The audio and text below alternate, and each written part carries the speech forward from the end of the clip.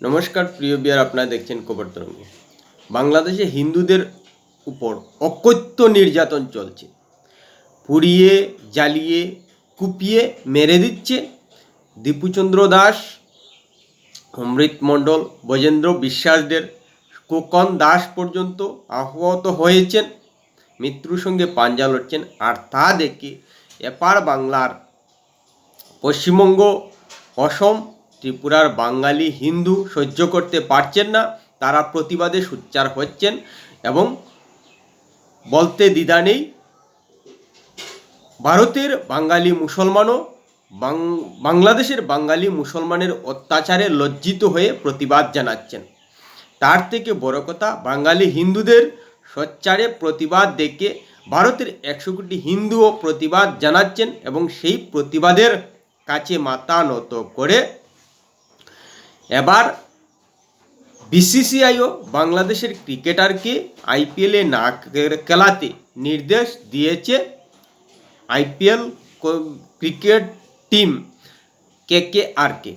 আসলেই কেকেআর বাংলাদেশের ক্রিকেটার মুস্তাফিজুর রহমানকে 9 কোটি 20 লক্ষ টাকা দিয়ে ক্রয় করেছিল, কিন্তু তাকে ক্রয় করার পরই 100 কোটি হিন্দু প্রতিবাদে সোচ্চার হয়ে শাহরুখকে দেশদ্রোহী দাগিয়ে দিতেও দ্বিধা করেনি এবং তাকে না খেলাতে সোচ্চার হয়েছিলেন ভারতের হিন্দুরা।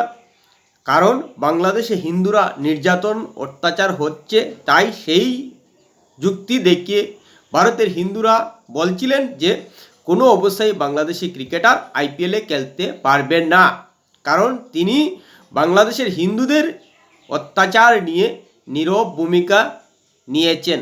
তাই শাহরুখ খানকে দোষারোপ করে তাকে না খেলানোর হুমকি পর্যন্ত দিয়েছিলেন। আর সেটা জেনে বিসিসিআই কেকেআরকে শাহরুখ খানকে নির্দেশ দিয়েছেন যে মুস্তাফিজুর রহমানকে ছেড়ে দিতে, পরিবর্তে তারা অন্য খেলোয়াড় নিতে পারে। প্রিয় বিয়ার, ভিডিওটি ভালো লাগলে সাবস্ক্রাইব করবেন, এতে আপনার ক্ষতি হবে না কিন্তু আমাদের উপকার করে দেবে। এক্ষেত্রে অনেকেই হয়তো হিন্দুদের উগ্রতা দেখতে পাবেন, কিন্তু প্রশ্ন হলো যে 100 কোটি হিন্দু কিন্তু প্রতিবাদ জানাচ্ছেন এবং শান্তিপূর্ণভাবেই তারা হিংসার আশ্রয় নিচ্ছেন না এবং এটাকে সমর্থনের মতো না হলেও হিন্দুরা শান্তিপূর্ণভাবে যে পদক্ষেপ নিয়েছেন এটাও অস্বীকার করতে পারবেন না। এক্ষেত্রে কিন্তু কংগ্রেসের সাংসদ শশী থারুর বলেছেন যে মুস্তাফিজুর কি কাউকে মেরেছে যে তাকে খেলতে দেওয়া হবে না আইপিএলে, এ নিয়ে তিনি সমর্থন জানিয়েছেন মুস্তাফিজুরকে। কিন্তু তার কথার সূত্র ধরেই বলতে হয়, পাকিস্তানি ক্রিকেটাররা কি কাউকে মেরেছে ভারতের? তাহলে পাকিস্তানের ক্রিকেটারদের কেন আইপিএলে খেলতে দেওয়া হচ্ছে না এবং পাকিস্তানের সঙ্গে কেন ক্রিকেট খেলা হচ্ছে না? একই যাত্রায় পৃথক ফল কী করে হতে পারে? সেই যুক্তি অনুসারে বিসিসিআই পদক্ষেপ নিয়ে বাংলাদেশের সঙ্গে গত জুলাই মাসে সিরিজ খেলেনি এবং সদ্য শোনা যাচ্ছে যে বাংলাদেশ ভারতের সঙ্গে সিরিজ খেলার জন্য 3টি ওয়ানডে এবং 3টি টি20 খেলার জন্য সূচি ঘোষণা করে দিয়েছে। এবছর সেপ্টেম্বরে হবে, কিন্তু বিসিসিআই থেকে এখন পর্যন্ত কোনো ধরনের আশ্বাস দেওয়া হয়নি সিরিজ খেলার জন্য। এতে কী বার্তা আসে যে পাকিস্তানের সঙ্গে দ্বিপাক্ষিক সম্পর্ক ক্রিকেট ক্ষেত্রে নেই, তেমনি বাংলাদেশের সঙ্গেও দ্বিপাক্ষিক সম্পর্ক ক্রিকেটের ক্ষেত্রে অনিশ্চয়তা রেখে দিয়েছে বিসিসিআই। একই যাত্রায় পৃথক ফল বিজেপি বা বিসিসিআই করতে চায় না, বিজেপি সরকার করতে চায় না বলে বাংলাদেশ লাগাতার গত 1.5 বছর থেকে ভারতের বিরোধিতা করে যাচ্ছে এবং ভারতের শত্রু, চিরশত্রু পাকিস্তানের সঙ্গে ঘনিষ্ঠতা করে ভারতকে চাপে ফেলার রাজনীতি করে যাচ্ছে।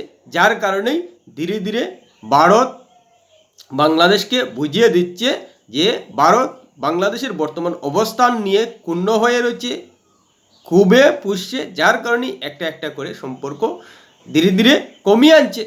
সেই পরিস্থিতিতে দাঁড়িয়েই মুস্তাফিজুর রহমানের বিরুদ্ধে ভারতের হিন্দুরা সোচ্চার হয়েছেন যে কোনো অবস্থায় বাংলাদেশের ক্রিকেটার আইপিএলে খেলে 9,20,00,000 টাকা নিতে পারবেন না। ভারতের টাকা ভারতেই থাকুক। যদি বাংলাদেশ ভারতের সঙ্গে ভালো সম্পর্ক রাখে তাহলে অবশ্য কোনো সমস্যা নেই, কিন্তু সমস্যা আছে যদি বাংলাদেশে হিন্দুদের উপর নির্যাতন হয়। এবং এটাই দেখা যাচ্ছে যে পশ্চিমবঙ্গ, অসম, ত্রিপুরার বাঙালি হিন্দুরা সোচ্চার হয়েছেন বাংলাদেশের হিন্দুদের নিয়ে, এবং সেই হিন্দুদের জন্য ভারতের 100 কোটি মানুষও এবার সরব হয়েছেন বাংলাদেশের এই হিন্দুদের নির্যাতন নিয়ে। এবং এর কারণেই হিন্দুদের চাপের মুখে পড়ে বিসিসিআই বাধ্য হলো কেকেআরকে নির্দেশ দিতে মুস্তাফিজুরকে ছেড়ে দিতে। এবং অবশ্যই কেকেআর এবং আইপিএলের টিমগুলো যেহেতু বিসিসিআই এর অধীনে, স্বাভাবিকভাবেই মানতে বাধ্য, এবং মুস্তাফিজুর রহমান আর খেলতে পারবেন না। আসলেই কেকেআর একটা পরিকল্পনা করেই বাংলাদেশের ক্রিকেটার মুস্তাফিজুরকে নিয়েছিল। বাংলাদেশের বড় সংখ্যক ক্রিকেট প্রেমী রয়েছেন যারা স্বাভাবিকভাবেই আইপিএলটা দেখবেন এবং সমর্থন করবেন কেকেআরকে। সেই দিক বিবেচনা করেই মুস্তাফিজুরকে নেওয়া হয়েছিল, কিন্তু বাংলাদেশের সঙ্গে ভারতের এখন সম্পর্ক ভালো নয়। ভবিষ্যতে কি হবে সেটা জানা নেই।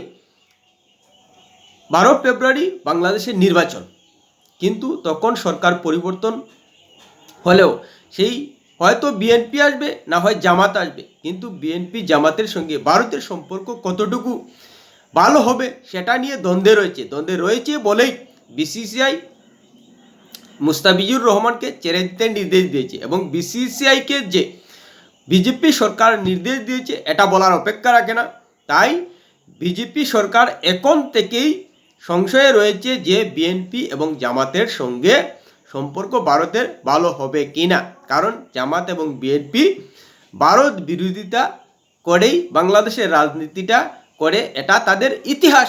তাই বিজেপি সরকার বা কংগ্রেস সরকারই হোক না কেন, ভারতের প্রতিটা রাজনৈতিক দলের সরকারই ভালো করে জানে যে বাংলাদেশে বিএনপি এবং জামাত আসলে ভারতের সঙ্গে বন্ধুত্ব সেভাবে রাখে না যেভাবে আওয়ামী লীগ রাখত।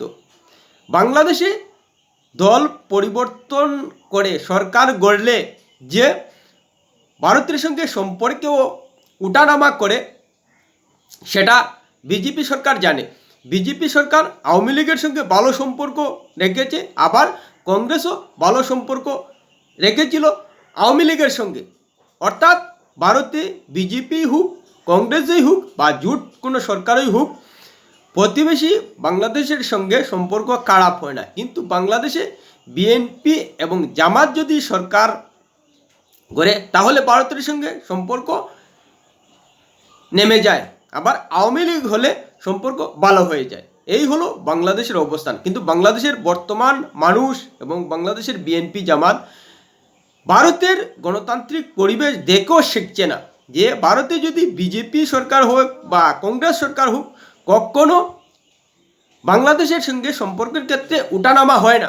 তাদের একটা নৈতিকতা রয়েছে প্রতিবেশীর সঙ্গে, সেটা শিখছে না বর্তমান বাংলাদেশ।